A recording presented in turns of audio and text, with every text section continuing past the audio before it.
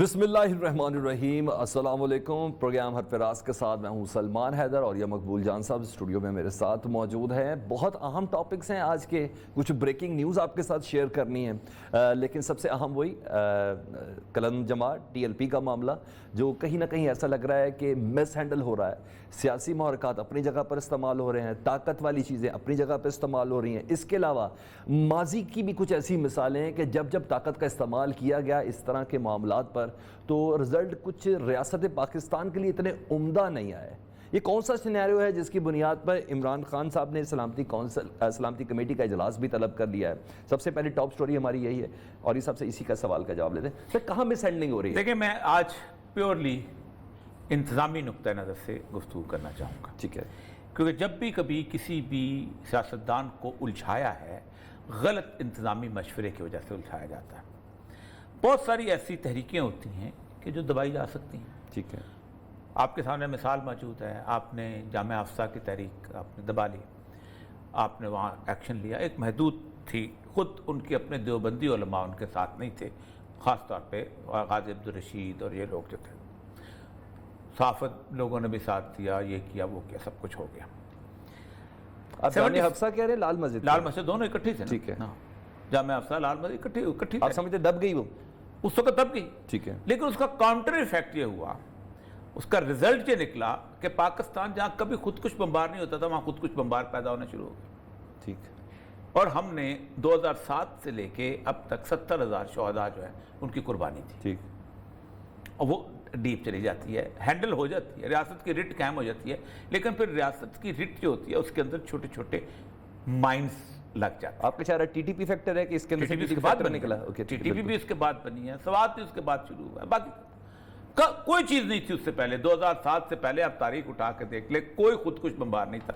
آپس میں مسلکی اختلاف پہ لڑائی جھگڑیاں ہوتی تھیں، سپاہ محمد تھی، سپاہ صحابہ تھی، یہ کرتے رہتے تھے، ایم کیو ایم تھی، نسلی چل رہے تھے، لیکن اس طرح کی صورتحال نہیں تھی کہ ٹارگٹ کیا جائے عام آدمی کو، بم پھوڑے جائیں۔ یہ بہت بات تو ایک تو مائنڈ آپ دبا دیتے ہیں لیکن مائنڈ لگ جاتی ہے۔ دوسری وہ موومنٹ ہوتی ہیں جس کے اندر ہر مسلک اکٹھا ہو جاتا ہے۔ 1953 میں ختم نبوت کی موومنٹ چلی، ٹھیک، کوئی ایسا نہیں تھا جو اس کے اندر شریک نہ ہو، بریلوی، دیوبندی، شیعہ، کون تھا جو اس کے اندر گرفتار نہ ہوا؟ آپ نے دبا دی، ٹھیک، آپ نے بلڈوزر چلا دیے، آپ نے ٹینک چلا دیے، سب کچھ کر دیا، مولانا مودودی کو پھانسی دے دی، عبدالستار نیازی کو پھانسی کی سزا دے دی، بعد میں ختم کر لیا آپ نے جو کچھ بھی ہوا، لیکن اس کا سلگنا رہا قائم۔ ٹھیک، 53 سے 73 تک آہستہ آہستہ چلتی رہی۔ 73 میں وہ موومنٹ جو ہے وہ برسٹ کر گئی، بس کر کے اور حالت یہ تھی کہ 74 میں کوئی گلی، کوئی محلہ، کوئی علاقہ ایسا نہیں تھا جہاں تمام مسلک کے علماء جو تھے وہ اکٹھے نہ ہوئے، اور پھر آپ کو قومی اسمبلی میں قرارداد پاس کرنی پڑی۔ ٹھیک، پھر اس کے بعد آپ نے توہین رسالت کا ایک بل جو تھا وہ اس کو منظور کرنے کی کوشش کی، اور صورتحال یہ ہوئی، اتنی پبلک صورتحال بلٹ اپ ہوئی کہ سلمان تاثیر کو جان سے ہاتھ دھونا پڑا، اور ممتاز قادری جو تھے وہ اس کو آپ نے گرفتار کر لیا اور لے گئے، اور سلمان تاثیر کا کوئی نماز جنازہ پڑھانے کو تیار نہیں تھا۔ یہ کیفیت آئی، آپ نے بل واپس لے لیا، شہری مہربان نے بل واپس لے لیا، پیچھے چلے گئے۔ یہ ہوتی ہے پبلک سینٹیمنٹس کی صورت۔ تحریک لبیک اس کی کوک سے پیدا ہوئی ہے، قاضی ممتاز قادری کی۔ اچھا، اور صاحب میں ذرا ابھی اس جو آپ نے ہسٹری بتائی نا، کیونکہ ناظرین یہ سننا چاہ رہے ہیں، اس ہسٹری میں جس طرح آپ نے بتایا کہ جامعہ حفظہ لال مسجد والے فیکٹر سے ٹی ڈی پی نکلی اور پھر خودکش والی چیز نکلی، تو اس سچویشن کو پھر غیر ملکی طاقتیں جو پاکستان کے دشمن وہ کیش کرانے کی کوشش کرتی ہے، ہائی جیک کرتی ہے۔ جب سچویشن ہوتی ہے تب کوئی کیش کرانے آتا ہے، سچویشن کے بغیر کوئی کیش نہیں کرا سکتا، کبھی نہیں کرا سکتا۔ 77 ذوالفقار علی بھٹو کے خلاف ایک موومنٹ بلٹ اپ ہوئی، ہر گلی، ہر محلے، سب کچھ اس میں ایسی موومنٹ ہوئی کہ پورا ملک جام ہو گیا۔ حالت یہ تھی کہ حنیف رامے جیسا بندہ وہ پارٹی چھوڑ گیا، اعتزاز احسن پیپل پارٹی چھوڑ گیا، جلسے کے آگے جلوس میں بینر لے کے کھڑا ہوتا تھا، غلام عباس جو پیپل پارٹی کے بعد وہ چھوڑ گیا، اور پھر اس کے اندر ہوا یہ کہ ایک فوج نے آ کے اس کے اندر اس کو انٹروین کیا اور مزید خونریزی سے بچا، ورنہ خونریزی چل پڑتی۔ اب اس ٹی ایل پی کی صورتحال یہ ہے کہ ٹی ایل پی اسی طرح ایک ناموس رسالت کے معاملے میں کھڑی ہوئی، اور پیدا کہاں سے ہوئی؟ غازی اس سے ممتاز قادری سے اس کے جنازے نے ان کو ایک قسم کی بوس دے دی، اور اس جنازے سے لے کے خادم رضوی کے جنازے تک وہ بڑھتی چلی گئی۔ خادم رضوی کا جنازہ وہ ہے کہ پاکستان کی تاریخ میں اتنا بڑا جنازہ نہیں ہوا، مطلب 2.25 لاکھ تو صرف بادشی مسجد ہے، میں DJR کالج رہا ہوں، اس سے بڑا جنازہ نہیں ہوا۔ خادم حسین رضوی کی اس موومنٹ کے آخری صورتحال میں انہوں نے وہ جیسے کہتے ہیں وہ ایک طے کیا تھا، معاہدہ کیا تھا کہ فرانس کے سفیر کی جگہ قرارداد پہ، پھر انہوں نے انتقال کر گئے۔ اس کے بعد انہوں نے اس کو پلیتو لال کبھی ادھر کبھی ادھر کبھی ادھر کرنے، اس کے بعد اب یہ صورتحال بلٹ اپ ہو گئی۔ اس سارے ایشو کے اندر بارہا سمجھایا ہے کہ خادم حسین رضوی کی تحریک لبیک کے پیچھے مولوی نہیں ہیں، بہت کم مولوی ہیں، تمام بریلوی علماء جو ہیں، مولوی جو ہیں مسجدوں کو ان کے خلاف کرتے ہیں، وہ کہتے ہیں یہ سیاسی نعرہ ہے اور یہ ہے وہ ہے۔ پیر کوئی نہیں ہے، وہ کہتے ہیں ہماری تو گدیاں چھین لی ہیں اس شخص نے، سارے اس کے مخالف ہیں۔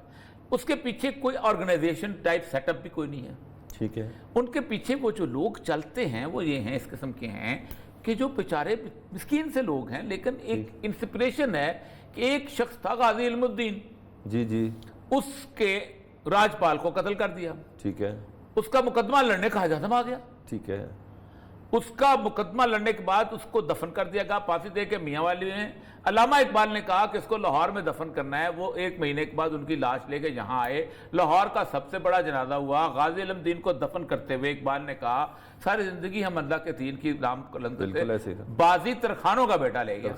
اب وہ جو کراؤڈ چل رہا ہے ترخانوں کا بیٹا بننا چاہتا ہے، اب اس سینٹیمنٹ کو آپ اوائڈ نہیں کر سکتے، ٹھیک ہے، ٹیکل کیسے کر سکتے ہیں؟ آپ ٹیکل کیا جاتا ہے کہ آپ ان ایشو کو موقع دیکھیں، جو بڑا لیڈر ہوتا ہے نا وہ عوام کے جذبات کو پہلے ہی آگے بڑھ کے، مثلا عوام جو ہیں اگر رسول اللہ صلی اللہ علیہ وسلم کی ناموس کے اوپر گفتگو کرتے ہیں تو وہ کھڑے ہو کہتا ہے کہ میں بھی ناموس، وہ آگے بڑھ جاتا ہے۔ عوام چاہتے ہیں کہ فرانس کا سفیر جو ہے وہ کہتا ہے میں پرسونا نان گریٹا، پہلے تم سے کہتا ہوں، کسی دوسرے کو موقع نہیں ہونے دے دیتا۔ عوام بات کرتے ہیں کہ سیدنا امام حسین ہمارے لیڈر ہیں، کربلا کا واقعہ جو ہے بہت بڑی چیز تھی، انسانی تاریخ کا المیہ تھا، کھڑے ہو کہتا ہے کہ میں بھی حسینیت کے علم بردار ہوں۔ تو اس تحریک کو بننے سے پہلے ہی پرسونا نان گریٹا پہلے کر دیتا ہے تاکہ پبلک سینٹیمنٹ کسی اور کے ہاتھ میں نہ چلے جائیں، نہ کہ آپ الٹ چلیں پبلک سینٹیمنٹس کے اور اپنے خلاف بھی لوگوں کو کریں اور ان کو بھی کریں۔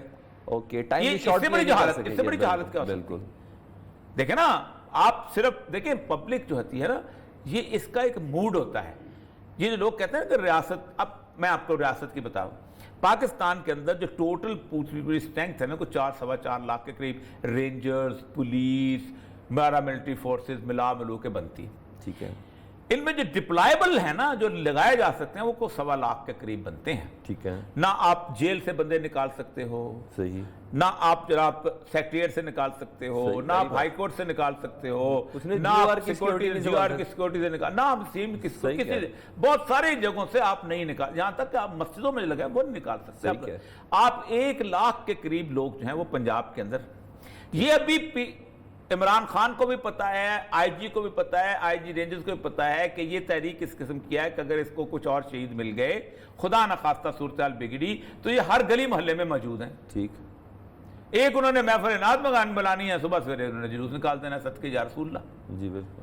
اب 200 جگہ پہ اگر آپ جلوس نکالتے ہیں پاکستان میں کسی جگہ پہ، تو جو پولیس کی نفری آپ کے پاس میسر ہوگی وہ ہوگی 5 یا 7، اور یہ سب آج یہ کی 5 یا 7 ہوں گے بٹیرے۔ ایسا آج کی تاریخ میں جب جھوٹے وعدے وعید کے ساتھ 3 سے 4 قسم کے اس طرح کی سیٹنگ ہو چکی، اب یہ مسئلہ اسٹیج تک پہنچ گیا کہ 4 پولیس والوں کی یہ مسئلہ جو ہے یہ بہت پہلے حل ہو جاتا۔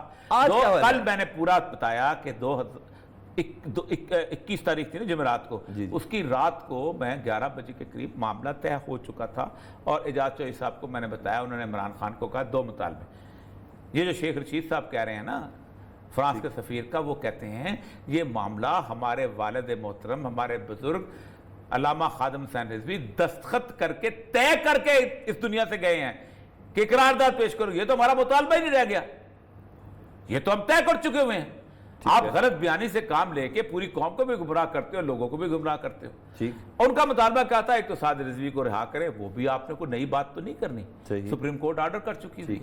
باقی شیڈول 4 آپ نے کرنا، آپ کو بھی پتا ہے کہ شیڈول 4 آپ نے کیسے لگایا، مجھے بھی پتا ہے۔ تیسری بات یہ ہے کہ 2 دن تک روک کر لے کے جہاں جیل کے تک باہر کر رہے تخریب ہیں. کاری کا تعلق ہے اس کی بنیاد پہ جو آپ نے قلع عدم قرار دیا ہے، تو موب کی تخریب کاری کون سی سیاسی پارٹی ہے جس نے نہیں کی؟ اگر قلع عدم قرار دینا ہے موب کی تخریب کاری کے اوپر، تو بے نظیر کی پارٹی پیپل پارٹی بے نظیر کی موت کے بعد کیا کچھ نہیں کیا انہوں نے. صحیح. 21 تو ریلوے اسٹیشن کو آگ لگائی گئی تھی. جی.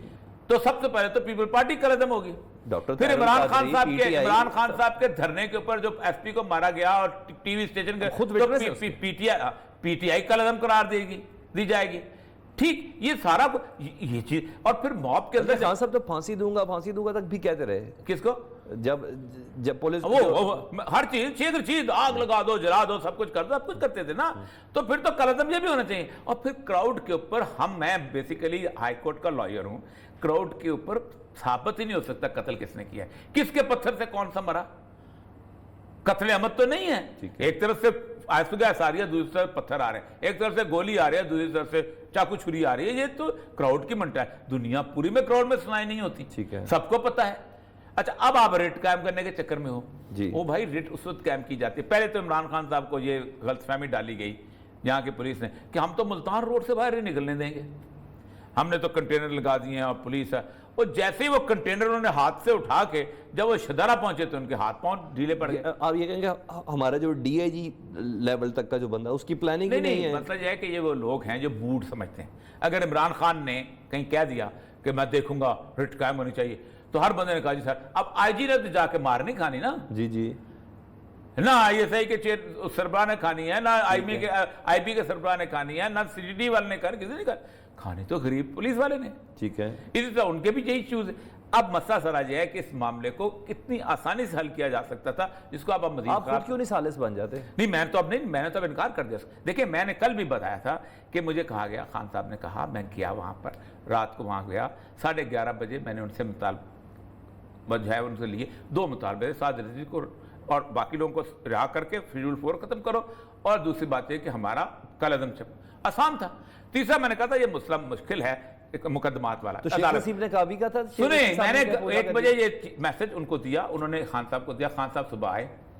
اب وہ صبح سے لے کے 1 بجے تک جمعے تک مجھے فون کرتے رہے ٹی ایل پی والے، سر کوئی ایک کمیٹی اناؤنس کر دیں، ہم اس کو واپس کرنا چاہتے ہیں. ہم کراؤڈ کہیں گے ہم نے پوسٹ پون کر دیا، مذاکرات شروع ہو گئے، ہمیں بتا دیں، ہماری فیس سیونگ کروا دیجیے. میں کرتا رہا 1 بجے تک کسی نے مجھے کوئی جواب نہیں دیا. آخری فون آیا کہ ہم آپ جمعے کی نماز پہ جا رہے ہیں، اب خطبے کے بعد ہم اسلام آباد زمانہ، اللہ حافظ. پھر میرے طرف سے بھی اللہ حافظ، میری تو عزت ختم ہو گئی. ٹھیک، تو یہ ختم ہو چکتا تھا. یہ جو ایڈمنسٹریشن ہے نا ہماری، میں ان کو جانتا ہوں.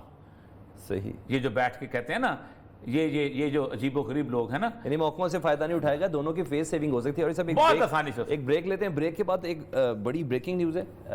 پاکستان میں شاید کچھ ایسا ہونے جا رہا ہے سزائے موت کے حوالے سے جس سے متعلق کم از کم ان حالات میں کوئی ایکسپیکٹ نہیں کر رہا تھا. وہ کیا ہے؟ بریک کے بعد اور یہ سابی حرف راز میں بتائیں گے.